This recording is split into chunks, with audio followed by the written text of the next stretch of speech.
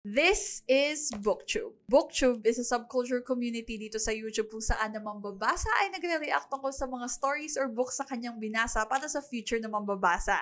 Ikaw yon. Please note that this video is not meant to hate, berate, humiliate, or cause tea or drama sa'yo sa inyo at sa community nyo. I am not here for that. We are not here for that. We are just here for the story. The publisher is Lib or Life is Beautiful.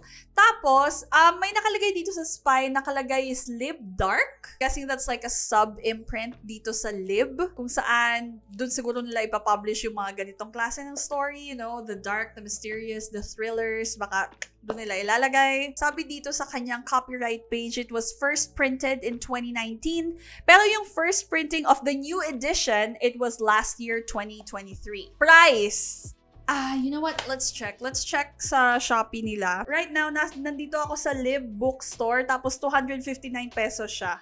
Okay. So, may sarili na palang Shopee ang Lib. Kasi before, it's with, yung Precious Pages na bookshop. Pero now, meron na silang sarili nilang Shopee page. That's nice. Now, yung writing time for this, when I posted a reel about me currently reading this book for November, nag-reply sa Instagram ko si Bambi. Si serialsleeper. Tapos, ang sinabi niya doon is, she wrote this during ng kanyang Jejemon era. Now, if you don't know what the Jejemon era is, good for you. Now, this is a paperback, as you can see. But anyway, this is what the full cover spread looks like. This is the front cover, the spine, and then we got the back cover. Now, dito sa front cover, yung paperboard na ginamit nila dito is an atypical na paperboard para sa mga paperbacks ng Lib. If you have a copy of, ano yung kay Inksteady yun, they have the similar thickness of the paperboard. What can I say about the print? Well, sa harap natin, meron tayo makikitang illustration, isang babae na tumatakbo, tapos may mga kamay. It's like running after her. I don't think this scene is in the... Oh no, wait. I think it is. Yeah, ito I think yung scene kung saan nasa bandang ending na to. Spoiler! Yeah, meron siyang chase era dito sa story na to. Malinaw naman yung print. Can't say anything about it, really. It is a matte finish. So, medyo pag naka-angle ka, makikita mo yung mga scratches, but that's mostly my fault. Kasi, nung binigay sa akin to, maayos to. Obviously. But, since natambak ko to alongside my other packages, so, nagkaroon na siya ng mga scratches, at saka, ayan nga, di ba, ginaganyan-ganyan ko siya. At saka, habang nagbabasa ako, I guess, doon na lang din niya na-pick up nung nilagay ko siya sa loob ng bag ko. Let's talk about the spine. Ito yung logo nung Lib Dark. And then right here, we have the title. From here, from your screen, I don't know if you can read it well. Pero sa akin, like, physically, ayos naman yung pagkakaprint niya. The Midnight Murders. Nababasa ko kagad. And then, of course, we have the author right here. Tapos, dito tayo sa back cover. Now, as you can see, isa lang siyang plain na back cover. So, nandito yung blurb niya. I'll try to put a photo or siguro a video. You can just pause that and read the summary for yourself. Or siguro ganito lang. Lalagay ko na lang din yung summary doon sa description para mababasa mo. Now, I can tell you something na napansin kong bago dito sa covers. Instead of putting their social media tags over here, nandito na siya katabi ng barcode. And another thing is, nakalagay dito, books, fiction, Filipino horror. Katabi naman niya itong barcode na to. And then, of course, the Lib Dark logo. If you are not familiar with the branding of Lib, palagi na silang merong ganitong klase ng sticker sa likod. Once again, nakalimutan ko na naman yung tawag dun sa sticker na yun. I'm not gonna look it up. Sabi ko nga, this is a shotgun video. In terms of inside pages, by the way, yung ibang mga parts dito sa libro na to, since binasa ko na nga siya, may mga, I know, as you can see, it is fully annotated. So, I'm gonna show you. When you open the book, ay, hindi pala nakikita, which is fine. Pag open mo ng libro, may parang dedication. Ayan o, this book is dedicated to my supportive serial reader. Yung pala yung tawag sa atin, serial readers. Lib logo design, J.M. Matthias, Carla Christie Caindoy. Why is she familiar? Saan ko siya na... Anyway, baka doon sa ibang mga libro. Cover design, Carla Christie Caindoy. Wow. Busy woman. Cover illustration is by Eric Servo. Layout is by Carla Christie Caindoy. Kaindoy. Miss Ma'am, you're so busy. Ito naman yung title page niya, and as you can see, wala tayong author signature, which is fine. I can tell you, nakakaiba yung tint nung paper na ginamit nila dito. Okay, here's the thing. Ito yung pinaka-paper nila. Ano siya? Cream paper siya. It is, I don't think this is coated. Kasi wala naman siyang shimmer or, ayan o, pag ginaganito ko. It's uncoated and may tint siya. Meron siyang tinge of yellow tint. I don't know about you, but I think yung pagka-yellow ng pages niya, it helped me read it better. Mas gusto ko yung ganito. It's an alternative for the atypical na cream paper. The yellow tint works for me. I like it. Please, keep doing this. Kasi from the get-go, manipis na talaga siya eh. Yung text space niya, alam ko, masyadong technical, pero ganito kasi talaga ako gumawa ng video. Yung text space niya, for me, maayos. I appreciate this kind of layouting kasi, yun nga, it's way easier for me to read kasi ma-ample yung spaces niya. Yung indention niyo, it allowed me to write my annotations right here. So, it's a plus for me. Minsan gumagamit na lang din ako nitong mga post-its ko. Dito nga pala, sa loob ng libro, wala kayong makikita na kahit anong klase ng illustration. It's just the front cover and the title page. Yun lang yun. I know a lot of my viewers know this about me, but I am the kind of reader who annotates a lot.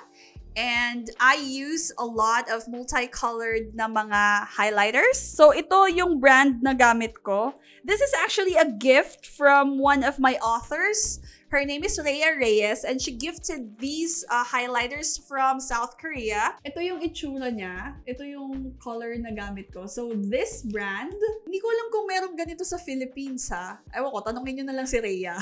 So, yan yung isa kong ginagamit. And then, I always use an Artline 660 na highlighter. The pens I use for this is a gel pen. Pilot G-Tech C5. I write in 0.5 and 0.4. And I also use Dong-A, my Gel Tech 0.3. Now, the question, Ate Carla, kamusta po ang tumatagos ba yung ink ng highlighter? The answer is yes. If you are a fountain pen girly, for the love of God, do not use fountain pens to annotate this book. Yung ink niya mismo, magsisip in siya dun sa pages and it's gonna bleed out dun sa kabila. So trust me when I tell you, do not use fountain pens for annotating dito sa ganitong klase ng paper. Okay, binding test. Actually, minark ko na to. Ang page count nitong libro na to ay 208 pages. So ito yung pinakagitna niya. And we're gonna take one page. You ready? Okay, wait. Let me just move my mic. Right, 3, 2. It has been a while, you know that? 3, 2, 1.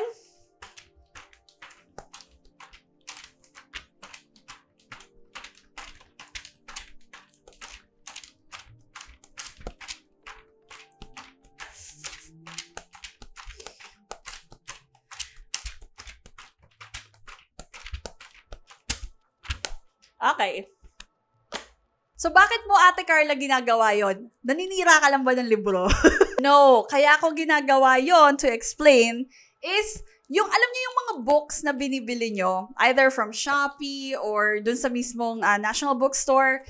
Tapos, pagbukas nyo, from the get-go, when you buy it, parang, oh, okay, matibay, maganda. I'm the kind of reader who flips the book. Like, actually cracks the spine open. Bakit? Kasi, like I said, nag-annotate ako. And since nandito, yung indention nila dito, it allows me to write my annotations, my notes. Gusto ko na naka-flat yung book. So, before I read a book, minamasahe ko yung spine. As in, naka-flat yan sa table. And then, I'm gonna roll my rolling pin. Meron akong rolling pin!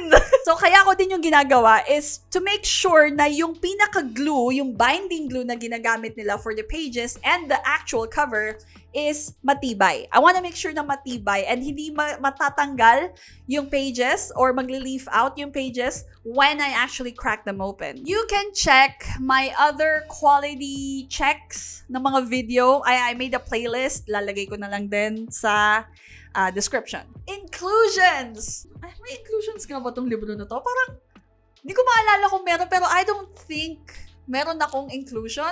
Okay, are there other languages in this book? No, it's just Taglish, which is a combination of Tagalog and English. Ate Carla, ano po mga content warning? Girl, as I've said, meron dito sa likod nakalagay, trigger warning, violence. Pag naman flinip ko ang libro and we go to the copyright page, wala doon yung iba pang mga trigger warning. But I made a list. A list, I tell you. Let me read it for you, darling. Trigger warning. Violence, gore, shooting, shootout, PTSD, head trauma, comatose, death and grief, suicide, depression, hallucinations, denial, manipulation, trauma bonding. Oh no, pag-uusapan na lang natin yan. Forced romance? No, it's not really a trigger warning. Kasi nasa themes kasi ako. Ate Carla, sa tingin mo, ano po ang age suitable for reading this story? I think, kasi the way the gore or the violence was described here, some of it are like in passing, like nakwento lang. Some are descriptive. So I would put the age bracket, or maybe that's too much. So, okay, 15. From 15 years old and above.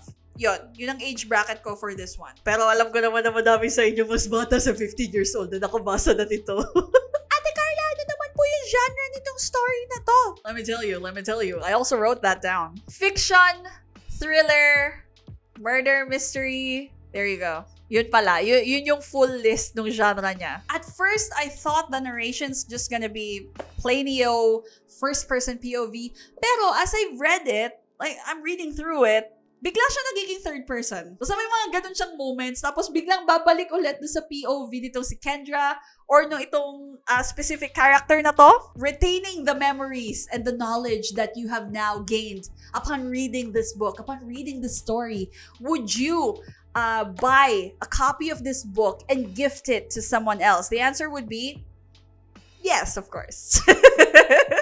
Alam mo Now, pag-usapan na natin ang main characters nitong story na to. Yung main characters na nga kasi my God.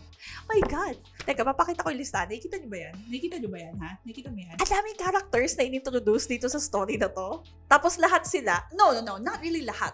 Some of them were not fully utilized. Pero anyway, let's start with Kendra. Teka, dito tayo banda sa gilid para may space yung pangalan ni Kendra dito. So yung character nga ni Kendra, she's feisty. She had a lot of things going on. She had a lot of trauma, by the way. What I liked about Kendra's character is that she's relentless. Yeah? She's not one of those female characters na atypical sa Wattpad na parang, okay, this happened to me. I got all of this shit going on in my life. Pero siya, si Kendra, talagang anuhin niya na, wait lang, know your place. Know your boundary. I don't care kung ikaw ang mayor. I don't care kung best friend kita. You're going to tell me, you're going to be honest to me, or I'm going to cut you off. So that's one thing I like about Kendra is that she doesn't take shit from people. And then another thing that I noticed about Kendra is meron siyang times na napaka-stupid niya. You can blame that on her. Nakakagising lang niya from her 3-year coma. Pero para sa akin, parang, shut the fuck up. I like her spirit. I like her feistiness. She won't take no for an answer. She's relentless. She's actually a very good friend. Yung isa nilang friend, si Ziggy. So si Ziggy, something happened to him. Mag-isa lang si Ziggy. Tapos kailangan niya ng friend. And she was there. She's always been there. She's always been that friend who's like, okay, I may be just looking from afar, but when you need me, I'm there. I'll always be there for you. Is she independent? I'd say at some degree, she is pretty independent. I wouldn't say that she's a full-on independent gal. Okay, next character that I would like to introduce to you is the character of Webb or Webster. Si Webb, siya ang male love interest nitong si Kendra. Recently lang naman nag-transfer itong si Webb. Diba? Kaka-transfer lang niya sa Redwood. Tapos, during that time, He doesn't even know anything much about Kendra. Or so we thought. Itong si Webster, ang consistent lang sa kanya is, he is always there for Kendra. He's always been there for Kendra. Ever since they started like hanging out, which by the way, I think meron kang nawalang plot dito. I mean, at least do sa character plot nitong si Webster. Kasi they're always like introducing him as part of a gang. Like, he's bad news. He's a bad boy. Ganon yung style nitong si Web dito sa story. That gang thing, it was never really properly introduced dito sa story. It was just like in passing na, okay, he's part of a gang, he's a bad boy, it adds to his character. Where is the gang? Web, I think, is a reliable character. Kasi she needs someone to hang out with, right? She needs someone she can rely on. Kasi, okay, yeah, sure, she's got Tate. Diba? Yung bestie niya yun. Best friend niya yun eh. Pero, Tate is an unreliable narrator. Kaya itong character nitong si Web ay pinasok sa kwento. Ipinasok siya. Isiningit siya to make way for, as I've said, a forced romance trope. Here's what I like about Web though. Si Web, ang introduction siya... Isa sa mga introduction dito sa character nito si Web, marunong siyang magmotor. So I'm like, so, dumagdag yun sa magiging bad boy there. And honestly, I am willing to cross. I'm willing to cross that line for fictional men written by women. Kasi, you know, there's just something nice about fictional men who are, whatever. Anyway, you get my point. You probably get my point. So, he's a reliable character. He's a good friend too. Ano siya? Matalino siya. Magaling siya. I think the way, it's probably because of his background. Yung sa tatay nga niya. Kasi his father is a policeman. Yeah? And throughout reading the story, malalaman mo sa story na ano yung reason, how come Web has access to all of this stuff, all of these things sa police station. You'll find out more if you actually read the story or the book. Go buy this book. He's always asking the right questions. He's always trying to figure things out. If I'm stuck in a situation where I'm gonna need someone to think for me, Web's your guy. Web's your guy. Ano bang hindi ko nagustuhan dito sa character nitong si Web? Yun nga, masyado niya dinidip in yung sarili niya sa problema ng ibang tao. Which, okay, I get it. He's trying to solve his own mystery. I mean, his father's own mysteries. Pero, again, at the expense of Kendra? Honestly, sabi nga niya, sige, tutulungan kita. I'm gonna help you find your brother, your dad, whatever. Pero, I don't know, malalaman mo din pag binasa mo yung story na this character, si Web mismo, as a whole, should not be trusted. Themes, simulan natin sa small town vibes. Kasi nga, there's something alluring about how she wrote itong story na to doon sa city mismo. Everyone's just weird. Or rather, naging weird lang sila dahil yun nga, they're just trying to protect themselves from someone. I'm not gonna tell you who. Honestly, think about it. Kung meron kang series na strictly dedicated para doon sa setting, not the characters, parang kakaiba yun. Kasi, di ba, most of the writers on Wattpad, ang focus nila is dun sa character expansion. Dun sa family line expanding, di ba? Ganon mostly kaya nagiging series. Pero, if you expand your stories and you set it in one place, yung place mismo, yun yung pinaka-focus nung series mo. You know what? Even if Serial Sleeper doesn't do that, you try it. Wag mong gawing focus yung family expansion para lang magkaroon ka ng series. Gamitin mo yung setting nung story para magkaroon ka ng series. Maiiba yung vibe. But it's actually quite different when an author starts writing about a place. And a whole lot of shit is going on in that place. Diba? Mas vibey yun! So, isipin mo maigi, magiging thematic. Magiging thematic yung series mo. So, again, magiging kakaiba ka na naman magsulat ng story, diba? Okay, next theme of the story is, of course, survival. Do I like that theme? survival. Yeah, 'di ba? Ganun naman talaga sa mga thriller, 'di ba? It's already a part of most thriller stories. You gotta survive. Di mo alam kung ano nangyayari, but someone, something, or someone is just out there ruining your aesthetic, ruining your life for for not a lot of clear reasons until you finally figure out what it is by the end of the story. Pero ayun nga, it adds to the tension, it adds to the problem-solving aspect nitong story na to. Naging malinaw ba yung survival mode nitong mga characters? Yes, oo. Kasi yung dialogues nila, sa dialogues pinapakita nitong si author na, oh, they are all trying to survive this thing. Nahihirapan sila kasi kailangan maging parang they're all walking on eggshells kasi eh. Kasi hindi nila alam kung sino yung pagkakatiwalaan nila. So just imagine, nandun ka dun sa loob ng town and all of these people know each other, pero for some reason, they're all acting weird. Diba? They're acting weird dun sa neighbors nila, dun sa mga kakilala nila, dun sa mga sarili nilang family members. You don't know what the hell is going on, pero you know that something's up kasi nga lahat sila, you can read through their dialogues and yung mga monologue nila, tas may isip mo na parang, oh shit, someone's hiding something! So, nakadagdag yun talaga dun sa beauty nitong story na to, dun sa dark vibes niya, dun sa pagiging thriller niya. Okay, ito yung sinasabi ko kanina. Nagkaroon ng forced relationship or forced romance dito sa story between the main character, si Kendra, and itong si Webb. Where, I think, this is just me, okay? Kung nagustuhan nyo yung ganong forced romance nilang dalawa, that's good. That's for you.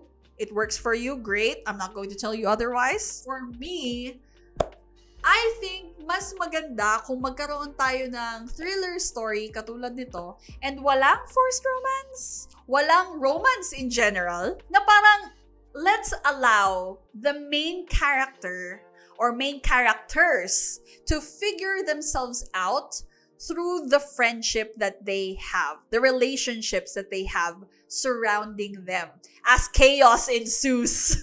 Trauma bonding. Explain ko na kung ano ang trauma bonding, pero kung hindi mo pa rin alam ang trauma bonding, ito po ang meaning ng trauma bonding. Ayun nga, itong mga characters na to, at some point, dito sa story na to, mababasa mo materialize mo na, oh, lahat sila, merong mga kanya-kanyang pinagdadaanan.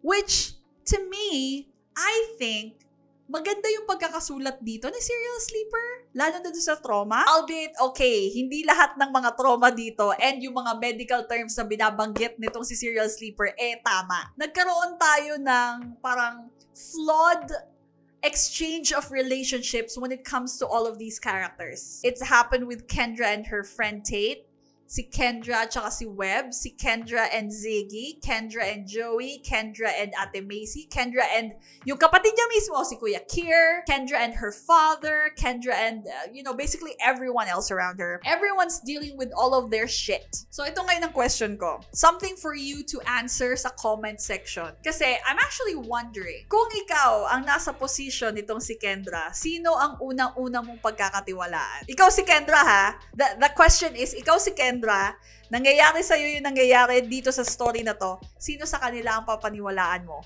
Bakit? The theme of death. There's a lot of heavy set of themes dito. I don't know if you've noticed that. In terms of death and accepting, grieving. The thing about death is, lalo na if it has something to do with suicide, it's a difficult thing to process and it happens to a lot of people. I know a lot of people who are depressed. Someone close to me is actually clinically depressed and it's hard for me to think about losing them.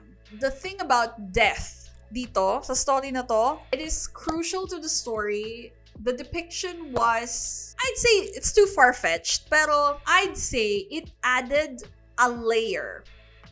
Okay, nagkaroon tayo ng konting dagdag or konting layer ng depth doon sa pinaka-plot nitong story na to.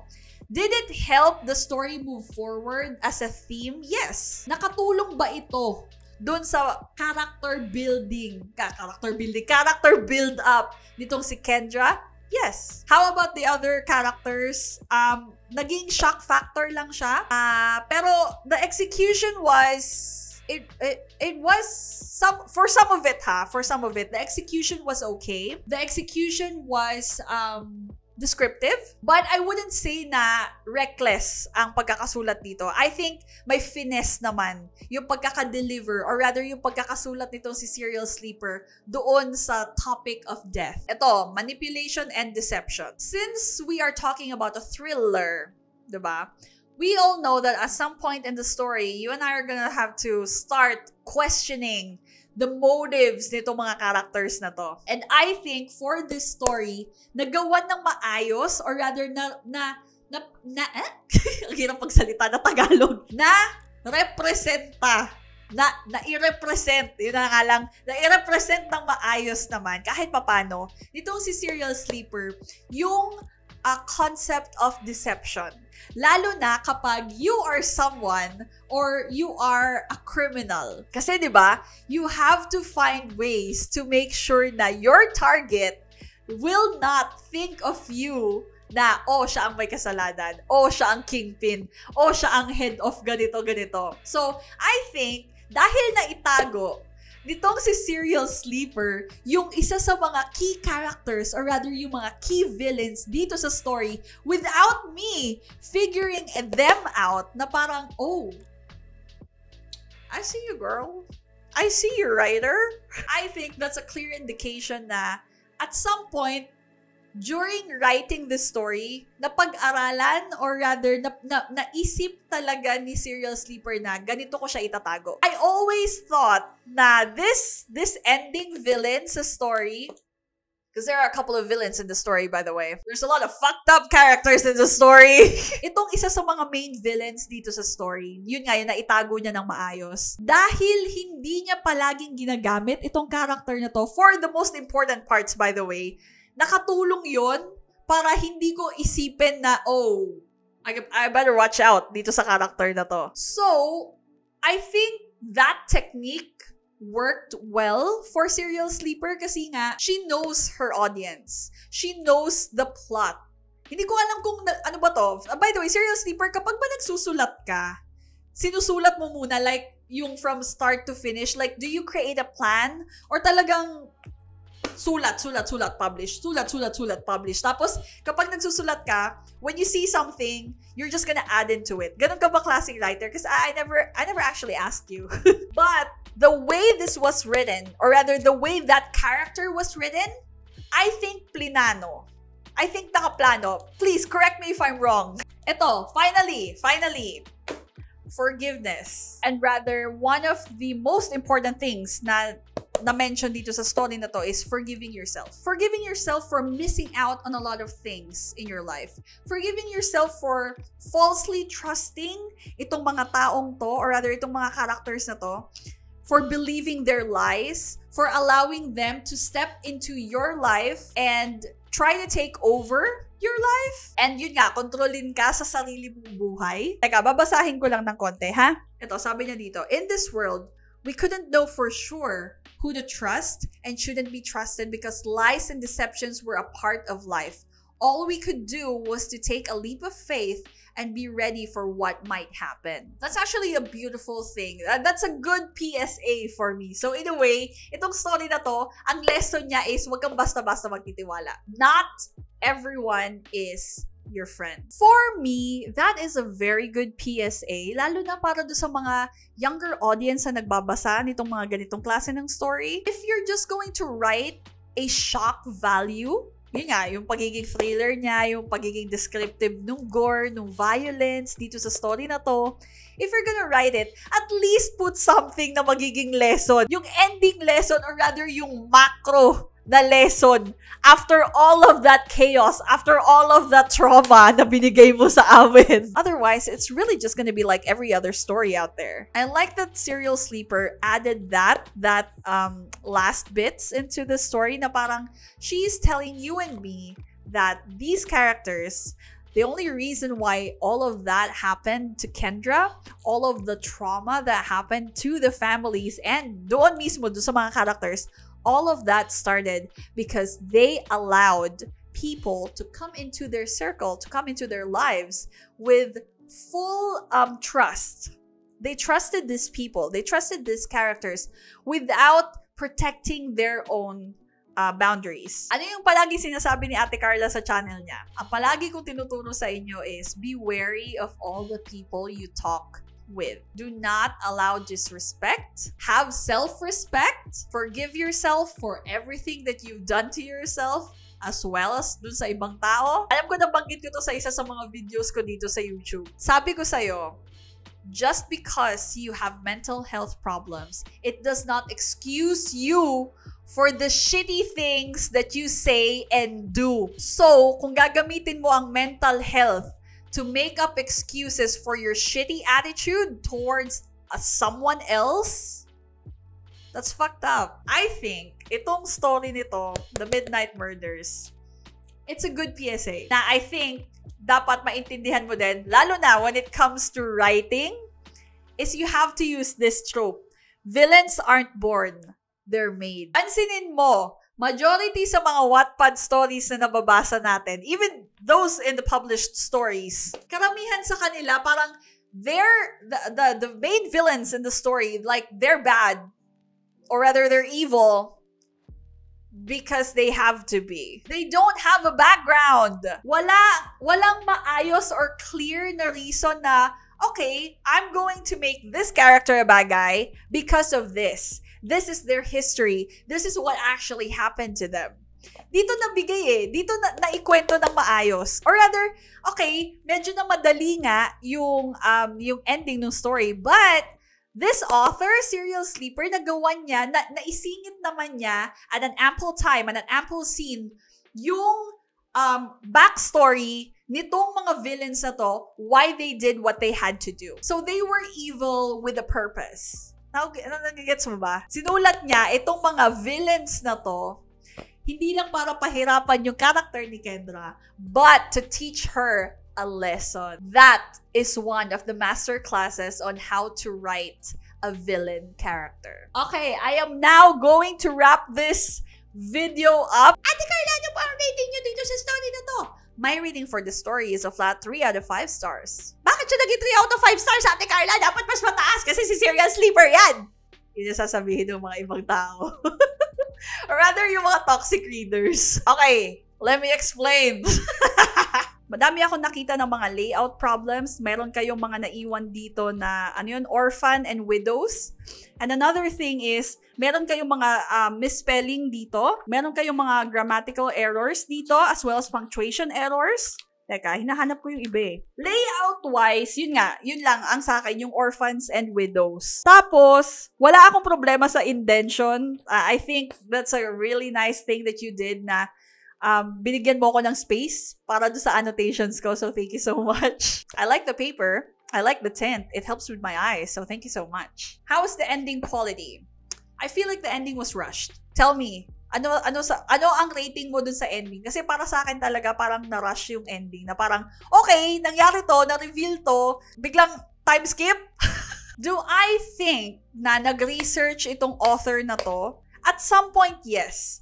Pero, in terms of course, how the medical, can I say, yeah. In terms of how the medical terminologies were used, it could use some more explanation. Mas malawakan at mas better way to give examples or to depict the situation or rather the medical conditions of the characters dito. Para kapag binasa ng mga ibang readers, hindi sila they're not gonna be tipping on their toes na parang, oh, totoo ba to? Is this real? Tapos mag-research sila, tapos biglang makikita nila na, ay, hindi naman yun yung meaning Magkaiba naman sila ng meaning How is the author's voice and kamusta ang writing style nitong si Serial Sleeper? Yung isa kong story na nabasa from Serial Sleeper's titles is The Stay Awake Agatha. From Stay Awake Agatha to this one, mas gumanda na yung writing niya dito. Kasi yung dun sa Stay Awake Agatha. Kasi dun sa Stay Awake Agatha, sabi ko nga, it's not, ano ba yung sinabi ko dun? Basta sinabi ko dun na, parang it's not revolutionary. Ano yun? Nakalimutan ko na yung term na ginamit ko. Pero basta, hindi siya, it's not giving. Yun na lang. The writing needed some improvement. And pagdating dito, the writing also still needs improvement. Pero if I'm going to compare the two of those, Aba, mas maganda yung pagkakasulat niya dito. Is the story relevant doon sa genre niya, which is thriller? Murder, mystery, thriller. Yeah. Duh. What can I say about the story's development? I think the pacing is good. The way na isinulat nitong si Serial Sleeper yung characters, una sa lahat, the dialogues, they're working well with the age of the characters, so that's good. In terms of tensions, I mean, do I need to say more? The cliffhangers, bro. Okay, I think maganda and magaling magsulat ito si Serial Sleeper kasi nga, imagine, kada basa ko, kada flip ko ng page, pagdating ko sa ending ng chapters niya, parang, wait lang, ano sabi niya? Yung ba talaga yung ending nitong chapter na to? Cliffhanger? So, mapapaisip ako na parang, wait lang, kailangan ko na matulog, pero the ending of the chapter is giving. So, I would want to know what happens next. So, she knows how to write tension. She just needs to work on writing or inserting itong mga foreshadowing sa dialogues ng characters niya. Kasi, it's so on point. For some of them, it was so on point. It was very easy for me to already solve the mystery. Ngayon, yung problem of the story, I think maganda yung problem of the story. You have this small town girl, and this happened to her, which is absolutely traumatizing, by the way. Tapos, she needs to solve this and that and this and that para malaman niya kung nasaan yung mga family members niya. You are solving it with her hand in hand. Hindi lang basta-basta tinatapon sa atin nitong author na to na, oh, ito yung sagot do sa question ko. Ito yung sagot do sa question mo. At least itong si Serial Sleeper, she allows the readers to solve the problem with the characters. So yun yung maganda doon. Twists and climax. In terms of twists and climax naman, kasi, yun nga, I already solved the problem on page 81. 208 pages. Page 81 pa lang na-figure out ko na. So, nawala sa akin yung excitement at some point. Pero dahil nga gusto ko talaga malaman kung tama ba ako. Which I was, by the way. Ayun nga, I read through all of it. There you go. Pero definitely, it needs improvement. You work on your foreshadowing. Work on your dialogues. Work on... yun nga, sabi ko, yung pacing maayos naman. Pero, yun lang, yung dalawang yun yung main na weakness mo dito sa story na to. You don't know how to write foreshadowing a lot and your dialogues. There you go. Is the ending of the story satisfactory? No. That time skip, na after all of this, after all the trauma that you gave me, bigla mo akong bibigyan ng time skip, napadali. Masyadong namadali yung ending for me. So, that's it for today's video. I'm sorry kung masyadong makalat itong video.